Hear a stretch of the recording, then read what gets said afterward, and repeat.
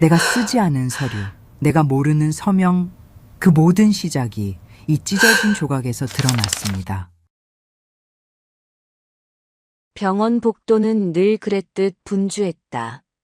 정산 창구 앞에 선 선영의 손에는 진료비 영수증이 쥐어져 있었다. 그녀는 65세였다. 남편을 떠나보낸 지 3년째. 혼자 사는 삶에도 이제 익숙해졌다고 스스로를 다독이며 살아가는 중이었다. 창구 직원이 컴퓨터 화면을 살펴보더니 잠시 멈칫했다. 어르신, 보험 적용이 안 되네요. 보험사 쪽에 확인이 한번 필요하실 것 같아요. 선영은 눈을 깜빡였다. 보험이 안 된다고요? 그럴 리가요. 제가 계속 유지했는데요. 직원은 난감한 표정으로 고개를 저었다. 저희 쪽에서는 적용 불가로만 떠요. 보험사 쪽에 무슨 오류가 있을지도 모르겠네요. 그런데 그건 보험사에서 확인 후 정정을 하고 저희 신청을 받아줘야 하거든요. 지금 전화해 보시고 알려주시겠어요? 영수증을 쥔 선영의 손이 서서히 떨리기 시작했다. 보험. 남편과 함께 수십 년 동안 꼬박꼬박 넣어온 보험. 남편이 세상을 떠난 뒤 혼자 남은 자신에게 그 보험은 마지막 안전망이었다. 나이 들어 아플 때, 갑자기 돈이 필요할 때, 아들에게 손 벌리지 않고 살아갈 수 있게 해주는 단 하나의 버팀목. 아들 민호는 종종 찾아와 안부를 묻곤 했지만 선영은 아들 앞에서 속내를 내비친 적이 거의 없었다. 살림하느라 바쁜 아이에게 또 걱정을 얹고 싶지 않은 마음, 부모라면 누구나 아는 그 마음 때문이었다. 그래서 더더욱 그 보험만큼은 절대 손댈 수 없는 것이었다. 하지만 적용 불가라니. 선영은 복도 한편으로 비켜나 조용히 휴대폰을 들었다. 병원 직원 말대로 오류가 있는 거겠지. 전화하면 다 해결될 거야. 대수롭지 않게 생각하려 했지만 괜시리 가슴이 떨리는 건 어쩔 수 없었다. 보험사 고객센터로 연결되는 동안 심장이 조여드는 듯 했다. 고객님, 본인 확인이 완료되었습니다. 말씀하신 보험은 지난달 해지 처리된 것으로 나옵니다. 선영은 순간 숨이 막혔다. 해지요? 제가요? 제가 해지한 적이 없는데요. 잠시 정적이 흐른 뒤 상담원의 목소리가 이어졌다.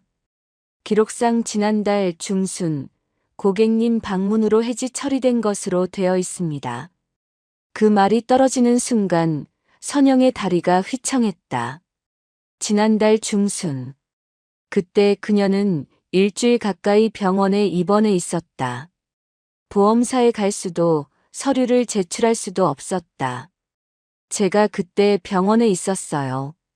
선영의 목소리가 떨리기 시작했다. 전화기 너머로 상담원의 말투가 신중해졌다. 그러면 뭔가 이상하네요. 저희 쪽에서는 본인 확인까지 이루어진 걸로 나오니까요. 선영은 휴대폰을 내려다보았다. 현실감이 사라진 듯 복도 바닥이 일순 흔들리는 것 같았다. 무언가 잘못되었다. 명백하게 돌이킬 수 없이 잘못됐다. 하지만 무엇이 잘못된 것인지, 누가 이런 일을 벌인 것인지, 아직은 알 수 없었다. 그날 저녁, 집으로 돌아온 선영은 혼자 식탁에 앉았다. 보험사에서 팩스로 받은 서류에는 해지 완료라는 도장이 선명하게 찍혀 있었다. 혼자 노년을 살아가는 사람에게 보험은 단순한 계약이 아니었다. 갑자기 아플 때, 예상치 못한 일이 생길 때, 그 마지막 안전망이 사라졌다는 사실이 가슴을 짓눌렀다. 그녀는 창밖을 바라봤다. 겨울 해가 일찍 저물고 있었다. 무언가 시작되고 있었다. 그것이 무엇인지는 아직 몰랐지만 가슴 한구석이 무겁게 가라앉았다. 선영이 사는 집은 조용한 동네 골목 끝에 있었다. 오래된 저층 아파트로 남편과 평생을 함께한 공간이었다. 남편이 세상을 떠난 뒤 혼자 지내는 일은 쉽지 않았지만 그녀는 묵묵히 하루하루를 살았다. 가끔 이웃 정자 씨가 찾아와 도움을 주곤 했다. 정자는 선영보다 3살 많은 68세였고 같은 동네에 살며 오래전부터 알고 지낸 사이였다. 선영 씨, 요즘 어때요? 정자가 장바구니를 들고 문 앞에 섰다. 선영은 웃으며 문을 열어줬다.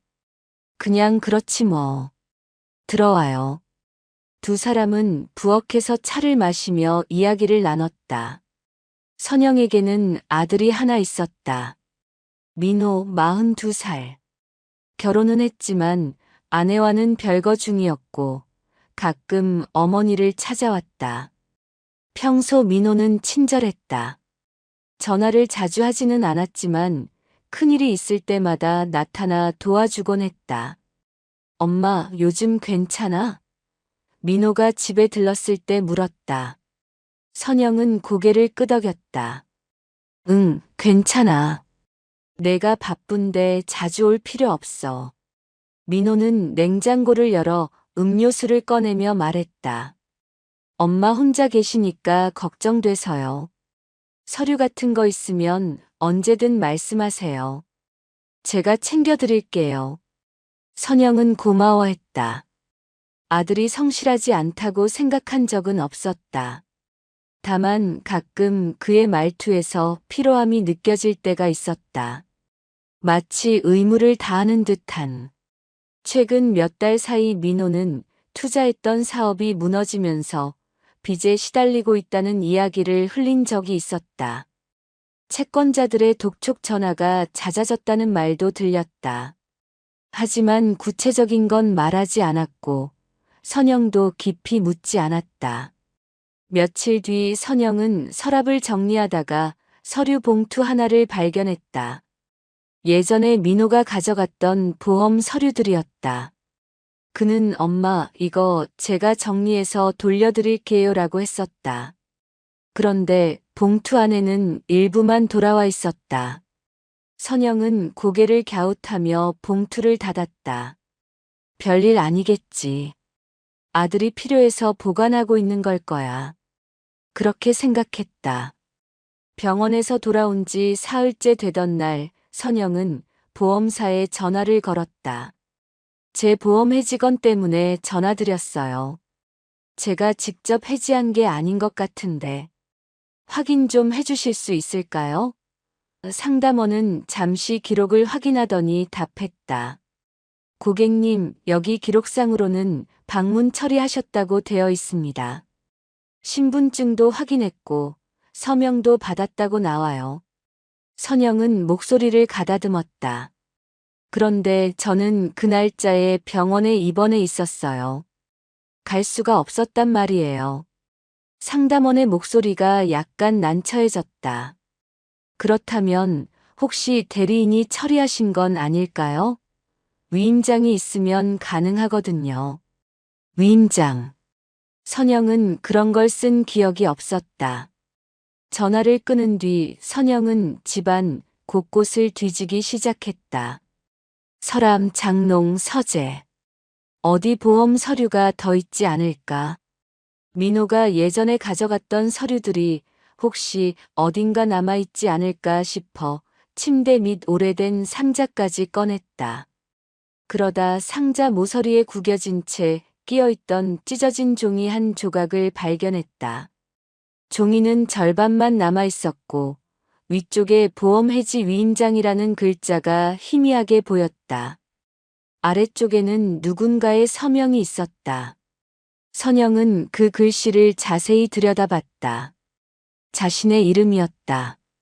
하지만 필체가 달랐다. 또렷했지만 미묘하게 비틀린 획. 선영은 자신의 평소 글씨와 비교해봤다. 분명히 달랐다.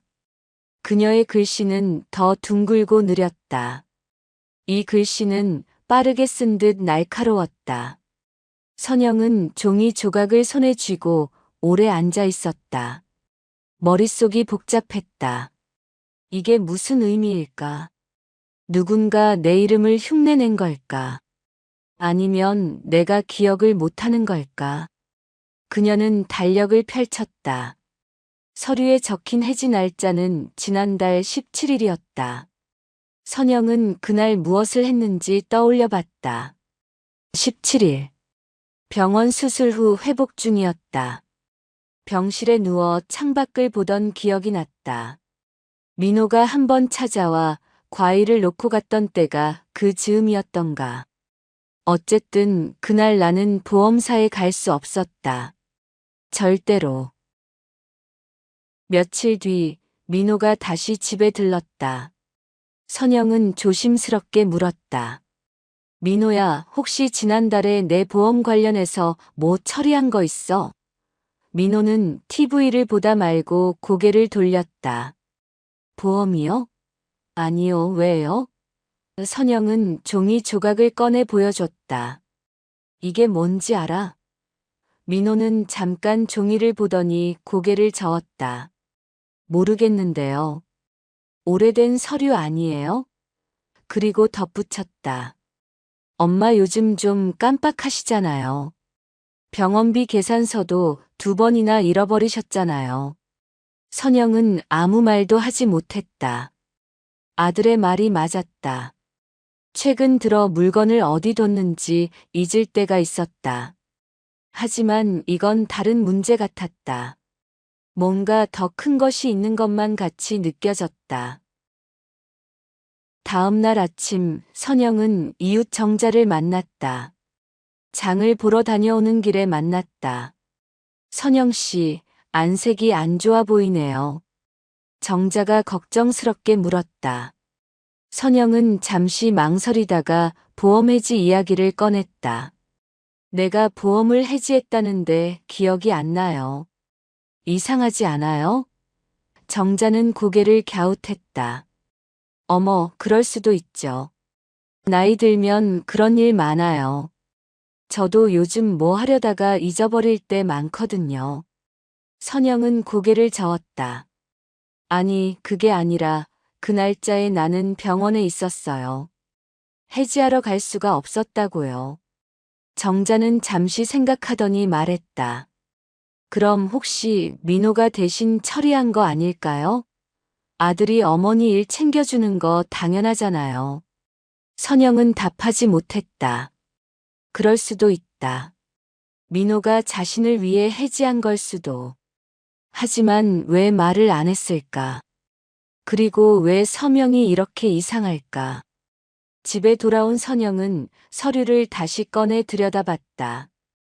해지 위임장, 본인 확인, 서명. 모든 게 정상적인 절차처럼 보였다.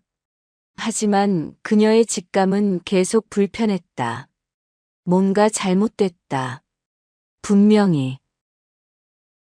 이틀 뒤 선영은 슈퍼에서 같은 아파트 이웃 2명이 나누는 대화를 우연히 듣게 됐다. 선영 씨 요즘 이상하대요. 보험 해지한 걸 본인이 기억 못한다나. 어머, 정말? 나이 때문에 그런가? 아니면 혼자 사시니까 그런 거 아닐까? 정자 언니가 걱정한다던데. 아유, 아들이 고생 많겠어. 선영은 과자 봉지를 든 채로 그 자리에 멈춰 섰다. 이웃들은 그녀를 보지 못했다. 계속 이야기를 나눴다. 치매 초기 증상 아닐까? 그러면 가족이 얼마나 힘들겠어. 선영은 조용히 그 자리를 벗어났다. 계산대로 가는 발걸음이 무겁게 느껴졌다. 계산을 마치고 나오는데 아까 그 이웃 중 한 명과 마주쳤다.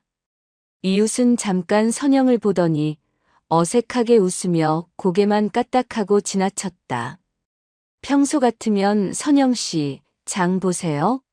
라며 말을 걸곤 했는데 골목길을 걸어 집으로 돌아오던 길 마주오던 이웃 한 사람이 선영을 보더니 순간 동작을 멈췄다. 바로 인사하지 않고 고개를 슬며시 돌려 걸음을 재촉하는 모습이 눈에 들어왔다. 정말 피한 건지, 그냥 급해서 그런 건지 알 수 없었다. 하지만 선영의 마음은 작은 파문처럼 흔들렸다. 요즘 내가 자꾸 예민해지는 걸까? 아니면 정말 내가 기억을 놓치는 일이 생긴 걸까? 분명 자신이 하지 않은 일이라고 믿으면서도 혹시 모르는 실수나 빈틈이 있었던 것은 아닐까 하는 불안이 스며들었다. 이웃의 행동은 우연이었을 수도 있다. 하지만 선영에게는 그 무엇보다 자신 안에서 불거지는 불확실함이 더 크게 느껴졌다. 마치 조용히 흔들리는 물결처럼 불안이 천천히 마음 깊숙이 번지는 순간이었다. 그날 밤 선영은 잠을 이루지 못했다. 침대에 누워 천장을 바라보며 생각했다. 내가 잊은 걸까? 정말 내가 서명을 하고 잊은 걸까? 아니면 누군가 내 이름을 쓴 걸까? 그 누군가가 누구일까? 생각은 꼬리에 꼬리를 물었고 새벽 3시가 넘어서야 그녀는 겨우 잠들었다. 며칠 후 선영은 병원 기록을 다시 확인하기로 했다. 그녀는 병원 원무과를 찾아가 입원 기록 사본을 요청했다. 지난달 17일 전후로 제가 여기 입원해 있었는지 확인하고 싶어요. 직원은 컴퓨터를 확인하더니 고개를 끄덕였다. 네, 15일부터 22일까지 입원하셨네요. 퇴원은 23일 오전이고요. 선영은 종이에 날짜를 적었다. 17일. 그날 나는 병원에 있었다. 확실하다. 그렇다면 보험사에서 방문 해지로 처리됐다는 그 기록은 뭐지?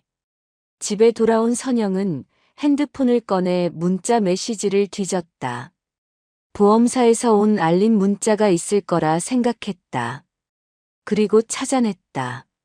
지난달 18일 보험사로부터 온 메시지. 고객님의 보험 해지 요청이 접수되었습니다. 처리 완료까지 2-3일 소요됩니다. 선영은 그 문자를 보며 손이 떨렸다. 18일. 그날도 나는 병원에 있었다. 민호가 면회 온 날이었다.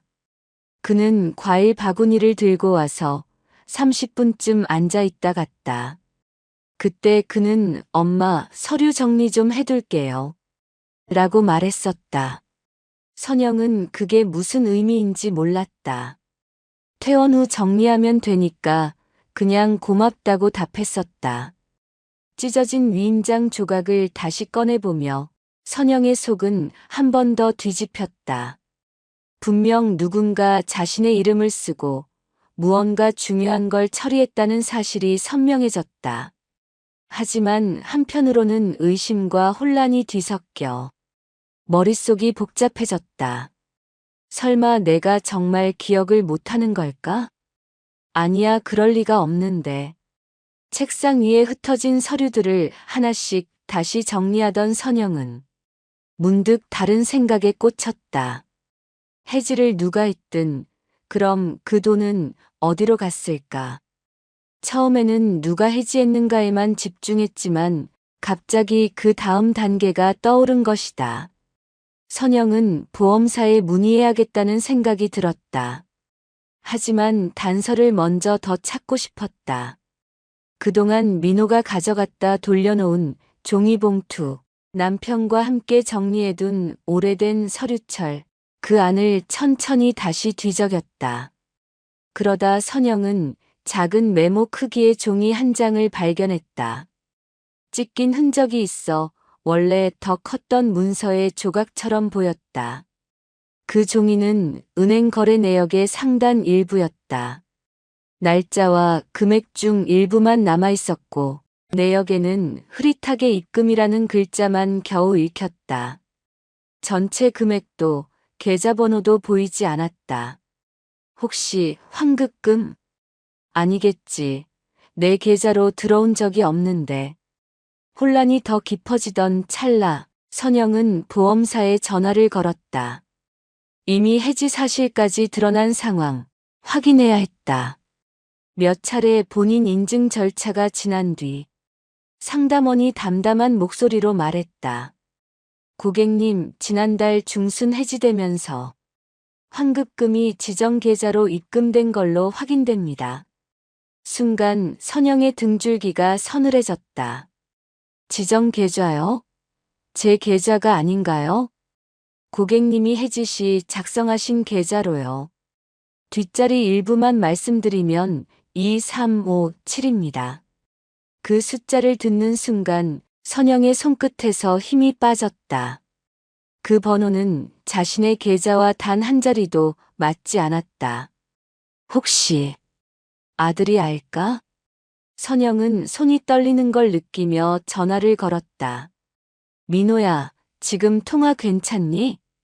잠시 뒤 지친 기색의 아들 목소리가 들려왔다. 엄마, 지금 일하는 중인데 뭐해요? 선영은 망설였다. 혹시 말이다. 내 보험 해지 내가 했어?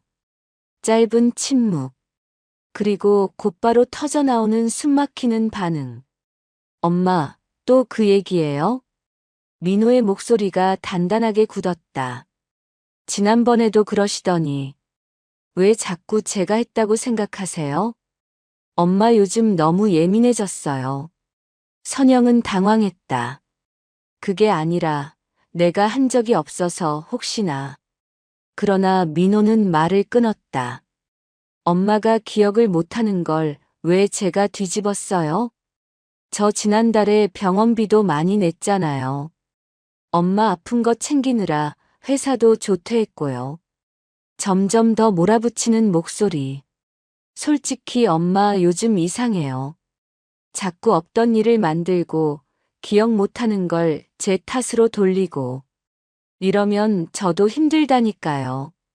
선영은 아무 말도 할 수 없었다. 그리고 결정적인 한마디가 날아왔다. 엄마, 우리 이번 기회에 치매 검사 한번 받으러 가요. 이렇게 계속 의심하면 나도 어쩔 수 없어요. 뚝. 민호가 전화를 끊자 방 안은 더 차갑게 가라앉았다. 선영은 휴대폰을 바라보며 입술만 달싹였다. 정말 내가 잘못 기억한 걸까? 아들까지 이렇게 말하는데.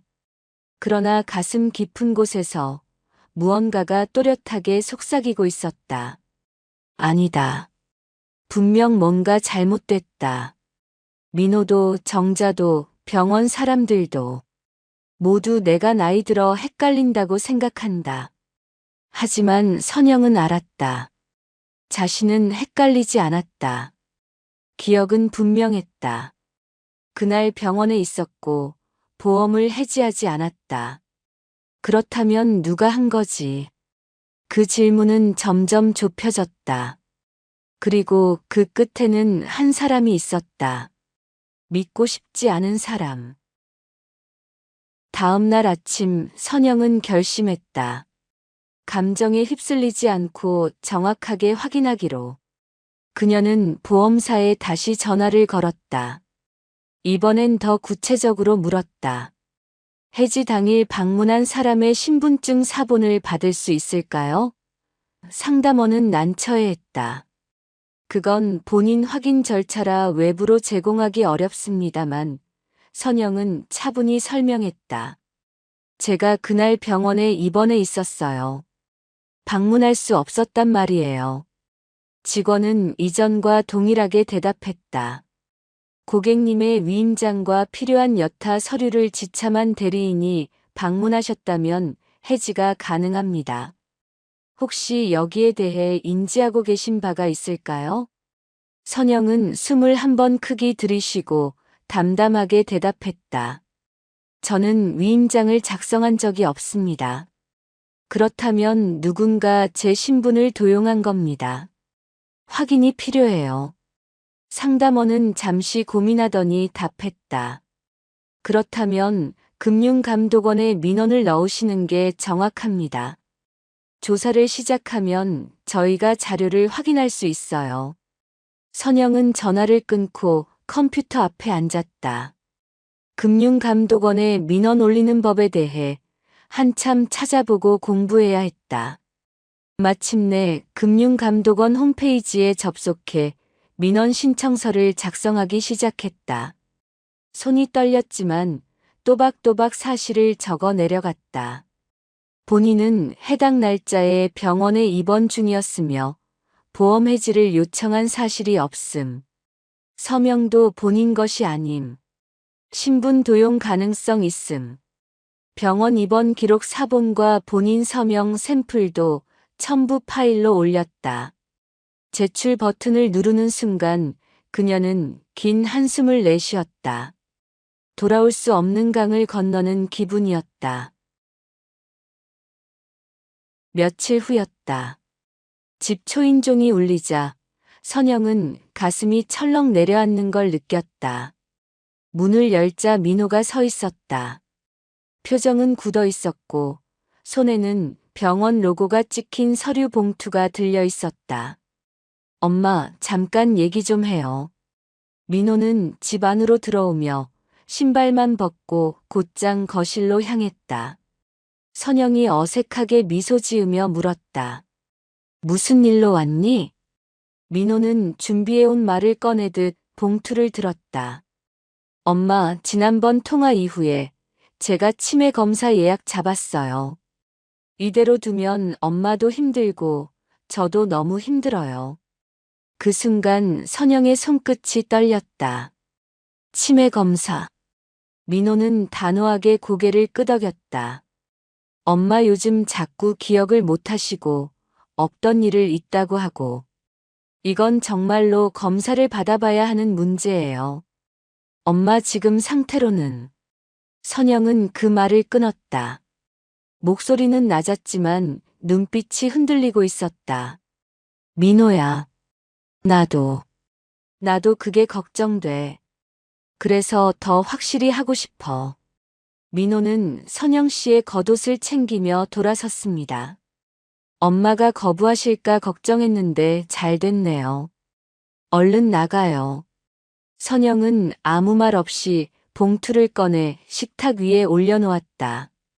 그동안 모아둔 증거들이었다. 찢어진 위임장 한 조각, 보험사에서 출력해준 조회 결과, 해지 접수 날짜와 시간 기록. 선영은 그것들을 하나씩 테이블 위에 펼쳤다. 그런데 이건 뭐라고 설명할래? 민호의 표정이 굳어졌다. 처음엔 당황한 듯 했지만 곧 감정이 다치는 기색이 스쳤다. 이게 뭐예요? 선영은 흔들리는 목소리로 말했다. 내가 병원에 누워있던 날 누군가 내 위임장으로 보험을 해지했어. 그리고 이건 손가락이 종이 위를 가볍게 짚었다. 내 서명이 아니야. 거실 공기가 한순간에 얼어붙었다. 그는 잠시 말이 없다가 천천히 입을 열었다. 엄마, 그게. 선영은 손을 들어 그를 멈췄다. 변명은 듣고 싶지 않아. 사실만 말해줘. 민호는 한숨을 쉬며 고개를 숙였다. 죄송합니다. 제가 급한 일이 있어서요. 잠깐만 빌리려고 했는데. 선영은 그의 말을 끊었다. 잠깐? 보험을 해지하고 환급금을 가져간 게 잠깐이야? 내 이름을 흉내내서 서명한 게 잠깐이야? 민호는 변명을 늘어놓았다. 엄마 어차피 안 쓰실 거잖아요. 병원비는 제가 다 내드렸고. 저 지금 사업 때문에 진짜 힘든 거 아세요? 그래서 일단 썼다가 나중에 다 돌려드리려고. 선영은 그의 말을 듣지 않았다. 그저 조용히 앉아 아들을 바라봤다. 이 사람이 내 아들이 맞나? 40년을 키워서 이렇게 됐나? 그동안 무조건 믿어왔기에 한 번도 의심한 적 없었기에 지금 이 배신이 더 깊이 파고들었다. 그녀의 가슴이 무너졌다. 하지만 눈물은 나오지 않았다. 그저 텅 빈 느낌. 민호는 계속 말했다. 엄마, 이해해주세요. 저도 선택의 여지가 없었어요. 제가 망하면 엄마도 힘들어지잖아요. 그래서 일단 선영의 손이 떨렸다. 참았던 무언가가 목구멍까지 치밀어 올랐다. 그녀는 천천히 입을 열었다. 목소리는 낮았지만 떨리고 있었다. 일단 훔치고, 일단 속이고, 일단 내 이름을 도용하고. 그녀의 목소리가 점점 커졌다. 내가 날 위해서, 그게 날 위한 거였어? 내 평생 마지막 안전망을 빼앗아가는 게. 선영은 자리에서 일어났다. 손이 부들부들 떨렸다. 너 때문에 나 혼자 얼마나 두려웠는지 알아?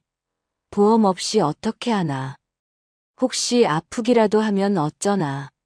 너한테 짐이 되면 안 되는데. 너무 걱정이 돼서 밤새 잠도 못 잤어. 그런데 그게 내가 한 짓이었다니.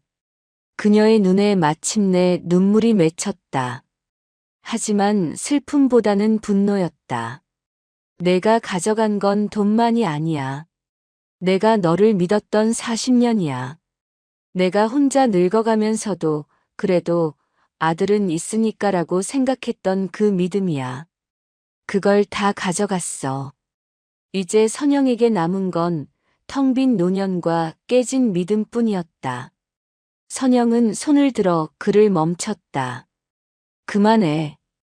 더 이상 듣고 싶지 않아. 민호는 테이블을 치며 목소리를 높였다. 엄마가 뭘 알아요? 세상이 얼마나 힘든지. 저 혼자 다 감당하면서 살아왔는데.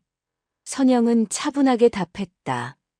그래, 내가 힘들었겠지. 하지만 그게 내 것을 훔쳐가도 되는 이유는 아니야. 민호는 입을 다물었다. 선영은 계속 말했다. 넌 내가 늙어서 기억도 못할 거라고 생각했지. 주변 사람들도 다 그렇게 생각하게 만들었고. 하지만 난 늙었어도 바보가 아니야. 민호는 잠시 말이 없다가 자리에서 일어났다. 알았어요. 제가 잘못했어요. 돈 돌려드릴게요. 조금만 시간 주세요. 선영은 고개를 저었다. 시간은 더 이상 없어. 나는 이미 금융감독원에 신고했어. 조사가 시작될 거야. 민호의 얼굴이 창백해졌다. 엄마, 그게 무슨... 저한테 어떻게 그럴 수 있어요? 선영은 담담하게 답했다. 내가 먼저 나한테 그랬잖아. 내가 너한테 여러 번 물어볼 때도 너는 모른 척 내 기억력만 탓했지. 민호는 아무 말 없이 집을 나갔다. 문이 닫히는 소리가 무겁게 울렸다. 선영은 홀로 남아 창밖을 바라봤다. 겨울 해가 지고 있었다. 그녀는 오래 그 자리에 앉아 있었다. 마음이 무너지는 소리가 들리는 것 같았다. 하지만 동시에 어떤 단단함도 느껴졌다. 이제 나는 혼자 서야 한다. 누구에게도 기대지 않고. 그 이후 며칠 동안 선영은 집에서 혼자 지냈다. 민호에게서 연락은 오지 않았다. 그녀는 매일 서류를 정리하고 은행 기록을 확인하고 병원 영수증을 모았다. 증거를 차곡차곡 쌓아갔다. 감정은 억눌렀다. 슬픔도 분노도 허탈함도 모두 깊숙이 밀어넣고 그저 해야 할 일에 집중했다. 이웃 정자가 찾아왔다. 선영 씨, 요즘 안 보이길래 걱정했어요. 선영은 차를 내오며 답했다. 그냥 좀 정리할 게 있어서요. 정자는 조심스럽게 물었다. 민호랑 뭐 있었어요? 선영은 잠시 망설이다 고개를 끄덕였다. 네, 좀 복잡한 일이 있었어요. 정자는 더 묻지 않았다. 그저 선영의 손을 잡아주었다. 힘들면 언제든 말해요. 혼자 끙끙 앓지 말고. 선영은 고맙다고 답했다. 하지만 말은 하지 않았다. 아직은. 금융감독원에서 연락이 왔다.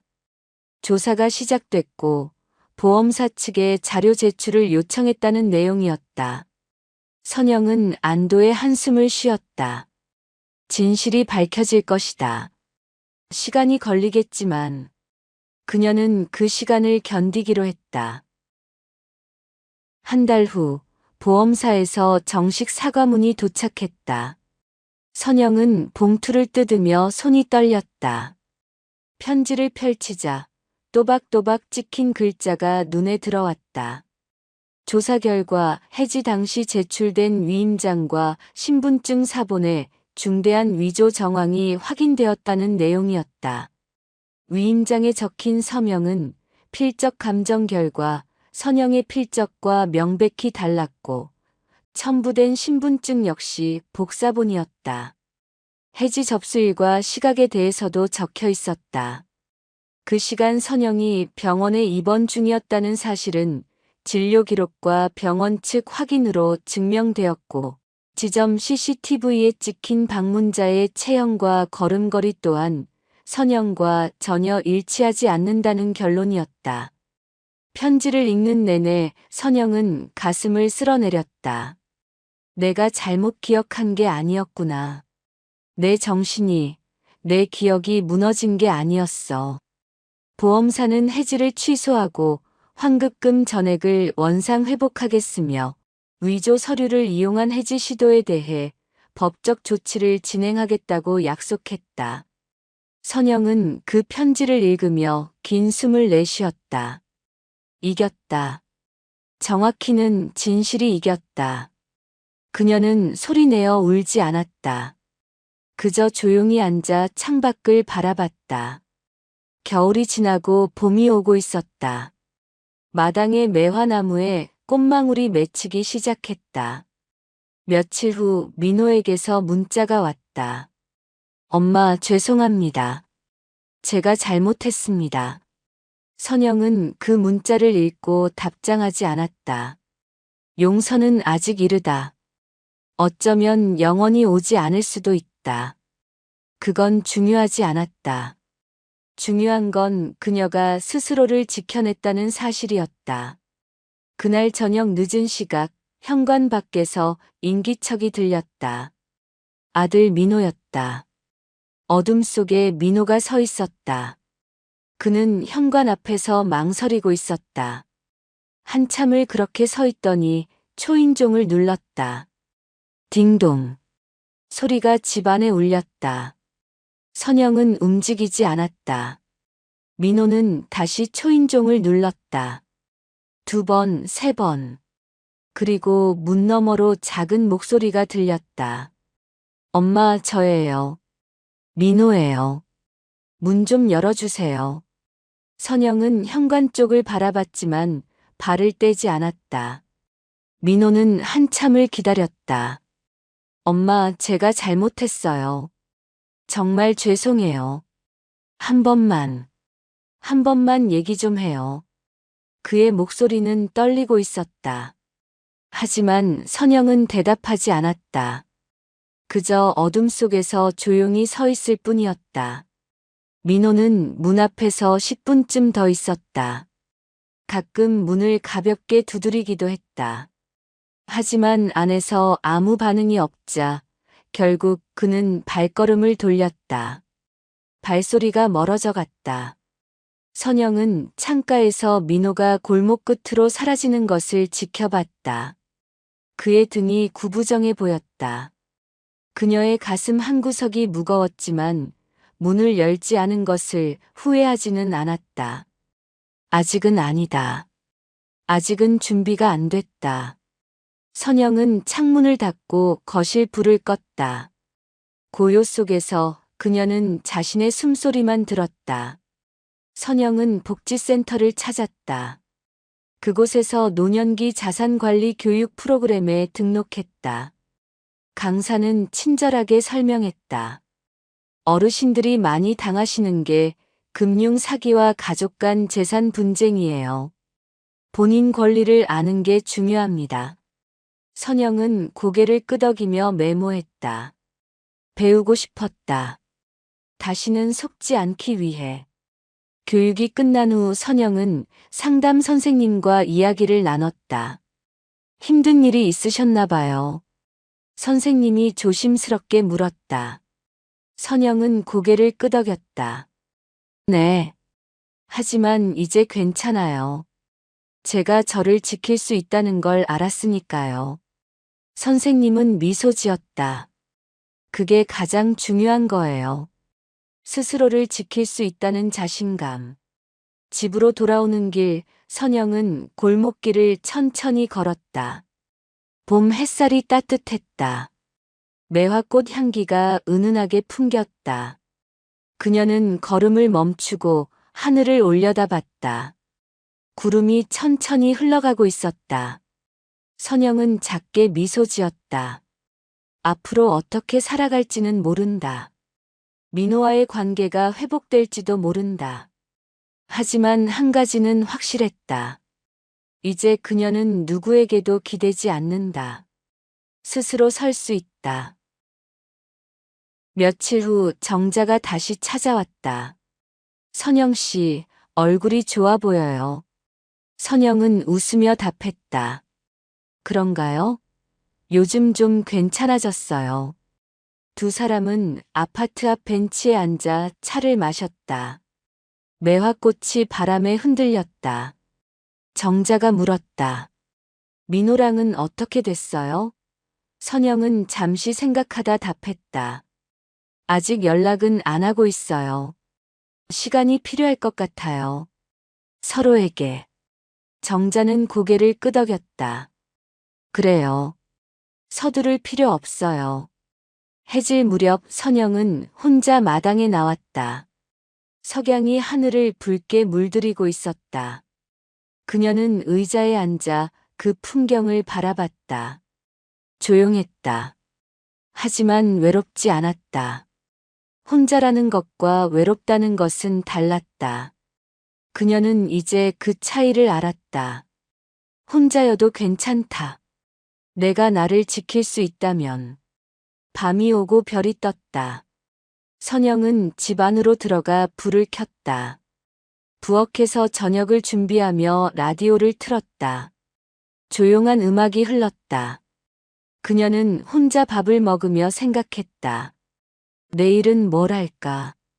복지센터에 또 가볼까? 아니면 오래 만나지 못한 친구에게 연락해볼까? 선택지가 많았다. 그리고 그 선택은 모두 그녀의 것이었다. 한 달 뒤, 봄이 무르익고 있는 어느 골목 어귀. 담벼락에는 장미 넝쿨이 자라기 시작했다. 선영은 천천히 걸으며 생각했다. 이제부터는 내 삶은 내가 지킨다. 조용한 다짐이 가슴 안에서 울렸다. 집 앞에 도착했을 때 해가 지고 있었다.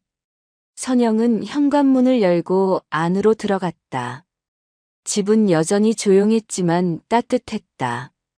그녀는 가방을 내려놓고 창가에 섰다. 석양빛이 방 안으로 스며들었다. 선영은 그 빛을 바라보며 작게 미소 지었다. 단단해질 수 있었던 건 스스로 진실을 찾아냈기 때문이었다. 아무도 믿어주지 않을 때, 주변이 모두 의심할 때, 그럼에도 자신을 믿었던 그 순간들이 지금의 자신을 만들었다. 예전의 선영이라면 아들 말을 믿고 자신을 의심했을 것이다. 주변 시선에 움츠러들고 스스로를 탓했을 것이다. 하지만 이제는 달랐다. 이제는 자신을 지킬 수 있다. 누구의 말도 아닌 자신의 판단을 믿을 수 있다. 민호가 언젠가 다시 문 앞에 설지, 그때 자신이 문을 열지는 아직 모른다. 어쩌면 영영 열지 않을지도 모른다. 하지만 그 선택 앞에서 선영은 흔들리지 않을 것이다. 아들이든 누구든 더 이상 선영을 쉽게 무너뜨릴 수는 없다. 어떤 관계를 이어갈지, 어떤 관계를 놓을지, 그 모든 결정은 이제 선영 자신의 몫이다. 그것도 선영 자신이 결정할 일이었다. 그래, 이것으로 충분하다. 이 조용함, 이 평온함, 이 자유, 모두 내 것이다.